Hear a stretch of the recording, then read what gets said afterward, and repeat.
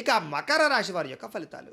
ఈ నెలలో మీ గోచార గ్రహగతులు కనుక చూసుకున్నట్లయితే కాస్త ఇబ్బందికరంగాను, ప్రతికూలంగాను కనపడుతున్నాయి. చాలా జాగ్రత్తలు తీసుకోవాలి.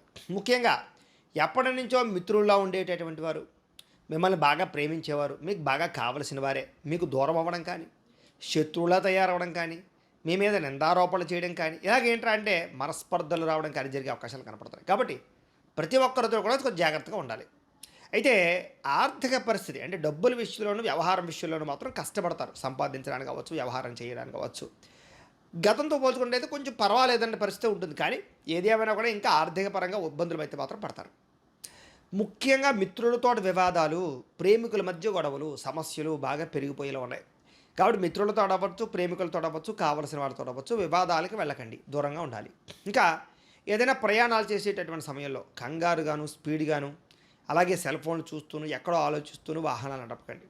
ముఖ్యంగా ఈ నెలలో ఎక్కువ ప్రమాదాలు కనపడుతూ ఉన్నాయి. ముఖ్యంగా లేటుగా బయలుదేరడాలు చేయకండి. ముందరే పంద్రాలే బయలుదేరిపోయి వెళ్ళేటప్పుడే కాస్త ప్రశాంతంగా వెళ్ళడానికి ప్రయత్నం చేయండి. ఇక మాట్లాడేటప్పుడు కోపంగా కానీ, లేదా కొట్టినట్టుగా కానీ, దూషణగా కానీ, దురుసుగా మాట్లాడకండి. ప్రేమగా మాట్లాడండి, లేదా సౌమ్యంగా మాట్లాడండి. అవతల వాళ్ళకి ఏం చెప్పినా కొంచెం అందంగా మాట్లాడినట్లయితే, ఎందుకంటే అనవసరమైన గొడవలు మాటల వల్ల వస్తాయి.